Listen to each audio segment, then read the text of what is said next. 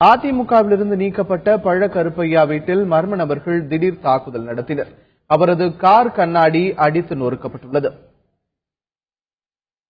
இரவு சரியாக 11 மணி என்னுடைய மகன் முன் அறையில் இருந்தான். விளக்கு எரிந்து கொண்டிருந்தது.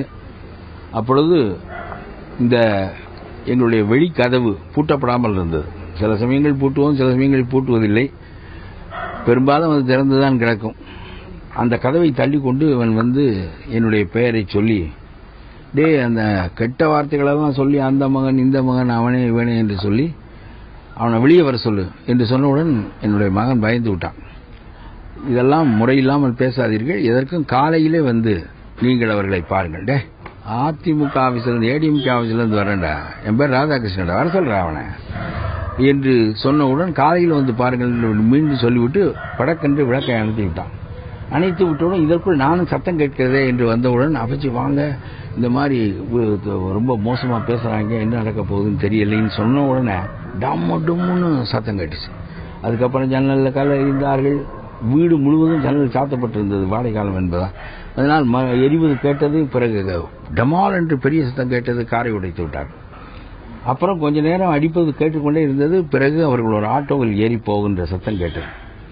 அப்பொழுது அந்த பக்கத்தில் நடந்து வந்து கொண்டிருந்தவர் அந்த ஆட்டோவை பார்த்து இவர்கள் அடிப்பதையும் காரை அடிப்பதையும் பார்த்திருக்கிறார். அவரே சொன்னார், நான் அடிப்பதை பார்த்தேன், கல்லை விட்டு அடித்தார்கள் என்று. பிறகு இந்த ஆட்டோவில் இவர்கள் ஏறிய போது அந்த எண்ணை பார்த்திருக்கிறார். இரவில் அவருக்கு இப்பொழுது ஒரு நம்பர் இப்படி இருக்குமா அப்படி இருக்குமா என்பது போல 2 நம்பர் இப்படி இருக்க கொடுங்க என்று சொல்லி அவரே போலீஸ்காரர்களும் சொன்னார். பாவம், அவர் நின்று கொண்டிருந்தார். அவர் நின்று கொண்டிருந்துவிட்டு நான் பார்த்தேன், தாக்கினார்கள்.